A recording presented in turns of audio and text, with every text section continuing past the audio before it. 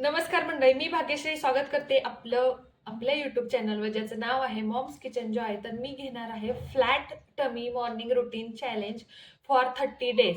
म्हणजे पोटाची चरबी कमी करण्यासाठी मी काय काय करणार आहे ते तुम्हाला सांगणार आहे. ऑलरेडी वेट लॉस सिरीज आहे ती शॉर्ट व्हिडिओमध्ये सुरू केलेली आहे आणि रोज मी काय काय करते, काय काय खाते, ह्या सगळ्या गोष्टी विथ ब्लॉग मी सगळं शेअर करते आहे.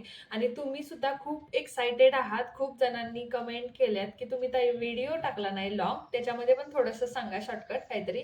तर मी काय करणार आहे 30 दिवसांसाठी ते तुम्हाला सांगते. एक्सेप्ट रविवारी असतो चीट डे आणि नसला तरी आपल्याकडे कुणी ना कुणी आलेलं असतं, त्यामुळे रविवार सोडून तरी 30 दिवसच असं म्हणायचं आहे.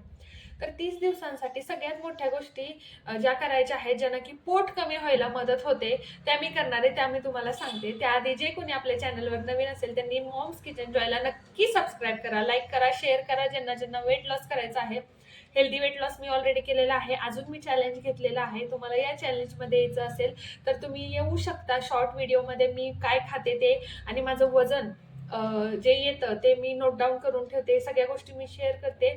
तुम्हाला व्हिडिओ आवडत असेल तर तुम्ही तिकडे जाऊन बघू शकता. तुम्ही पण तुमचं सगळ्यांबरोबर चॅलेंज घेऊ शकता, म्हणजे सगळ्यांना एकमेकांच्या जोडीने वेट लॉस करता येईल. आता पोट कमी करायचं म्हणजे पोटाची चरबी अशी असते की ती पटकन कमी होत नाही. बाकीचं सगळं शरीर होतं, म्हणजे माझं सुद्धा बाकीचं शरीर बारीक झालेलं, पण जे आपलं 7व्या महिन्याचं जेवढं पोट असतं ना, तसंच माझं पोटाची चरबी राहिलेली आणि अजूनही थोडीशी आहे, कळत नाही पण आहे. तर आता फ्लॅट टमी होण्यासाठी मी काय काय करणार आहे तुम्हाला सांगते. सगळ्यात पहिल्या म्हणजे 3-4 चुका आहेत त्या होतात, त्या करायच्या नाही आहेत. सगळ्यात महत्वाची चूक म्हणजे उभं राहून पाणी पिणं. उभं राहून पाणी अजिबात प्यायचं नाही, बसून पाणी प्यायचं. 2 पायावर, जसं आपण 2 पायावर बसतो ना तसं नॉर्मली बसायचे, 2 पायांवर बसायचे, पाणी प्यायचंय. दुसरी गोष्ट म्हणजे जरी जरी उभं पाणी प्यायला लागलं उभ्यानं, तरी हा गुडघे वगैरे दुखतात, हे असं काही लॉजिक नसतं त्याच्यामध्ये. जरी उभ्यानं पाणी प्यायला लागलं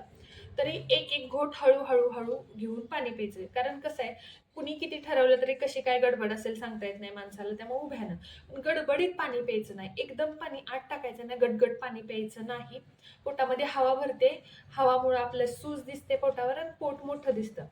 तिसरी गोष्ट म्हणजे सकाळचा चहा मी पूर्णपणे बंद केलेला आहे. पूर्णपणे साखर सकाळची. हा, पण ज्या गोष्टींमध्ये साखर लागते, जसे की आपल्या घरात मध्ये आपण भरपूर गोष्टींमध्ये साखर टाकतो. एखादी कढी बनवायची आहे, साखर टाकतो. टोमॅटोची चटणी बनवायची, आमच्याकडे साखर टाकतात.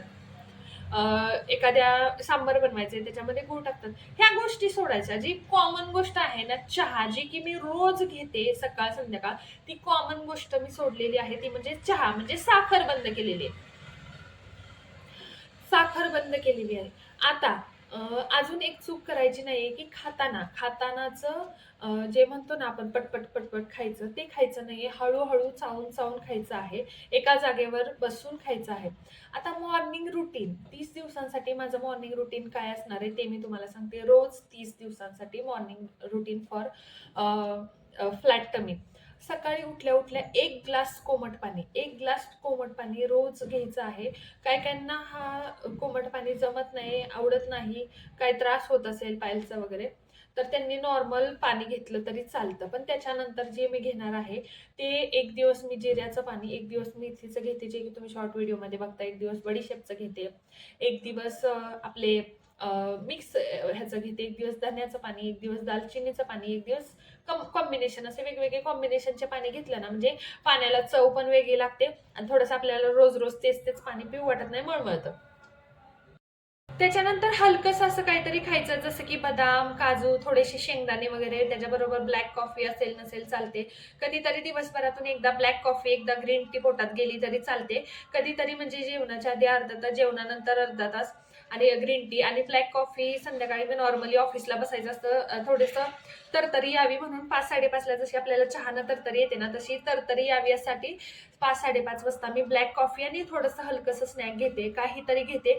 आता त्या हलक्या स्नॅकमध्ये काहीही घेता येतात, भरपूर ऑप्शन येतात. आणि असं वजन कमी करायचं म्हणजे सगळ्या गोष्टी सोडून द्यायच्या असं माझं तर मी वेट लॉस केलेलं नाहीये. जे काय मी खाते ते तुम्हाला दाखवते. अगदी साधी घरात जे बनतं तेच अन्न मी खाते. आणि तेलाचा वापर महत्वाचा म्हणजे कमी करायचा आहे. तेलाचा वापर कमी केला ना, ऑटोमॅटिकच वेट लॉसला मदत होते. सारखे सारख्या गाड्यांच्या आवाजामुळे व्हिडिओ बंद करते. तर सुरुवातीपासून सांगते, सकाळी कोमट पाणी घेणार आहे, त्याच्यानंतर जिरा, मेथी, ओवा काय असेल त्याचं रात्रीच 1 चमचाभर भिजत ठेवायचं, सकाळी ते कोमट करून प्यायचं. त्याच्यानंतर 4-5 बदाम आणि ब्लॅक कॉफी नाही जमली तरी नंतर कधीही घेऊ शकते. आणि वॉक करायचंय. वॉक जमत नसेल तर सूर्यनमस्कार, ज्याला सूर्यनमस्कार नाही जमत आहे त्यानं टमी ट्विस्टरची एक्सरसाइज करा. ज्यांना ते जमत नाहीये त्यांना सगळ्यात बेस्ट आहे ते म्हणजे वॉक, जे की मी करूनच वेट लॉस केलेला आहे. सायटिकाचा प्रॉब्लेम सुद्धा खूप कमी होतो वॉकने. शिरा सगळ्या मोकळ्या होतात आणि बॉडी एका स्ट्रक्चरमध्ये यायला लागते.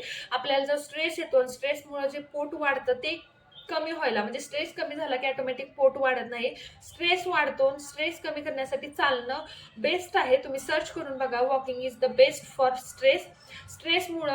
वॉकिंगमुळं स्ट्रेस फार प्रमाणात कमी होतो आणि बॉडी एका लाईनमध्ये यायला लागते. असे नाही की ह्याच पार्टवर भर दिला जातो. आता सपोज दंडाची सर्दी आहे, दंडावरच पोटावर असं नाही, एक सलग बॉडी हळूहळू होत जाते. त्यामुळे मी वॉकिंगला जास्त प्रेफरन्स देते. आणि ज्या वेळेला मला वॉकिंग करायला भेटत नाही त्यावेळेला मी छोट्या मोठ्या एक्सरसाइज करते, त्या मी तुमच्याबरोबर शेअर करणारच आहे आणि हळूहळू शेअर करतच आहे. तर जे कुणी नवीन असतील त्यांनी शॉर्ट व्हिडिओमध्ये जाऊन बघा. नव्यानं चॅलेंज घ्यायचं असेल तर नक्की नव्यानं चॅलेंज घ्या. आणि बाकी काही नाही, हे सांगायचं होतं. फ्लॅट टमीचं मॉर्निंग रुटीन असं करणार आहे. तुम्ही काय करणार हे कमेंट करून नक्की सांगा. आणि व्हिडिओ आवडला असेल तर नक्की लाईक शेअर करा. गाडी आली. Thank you, bye bye.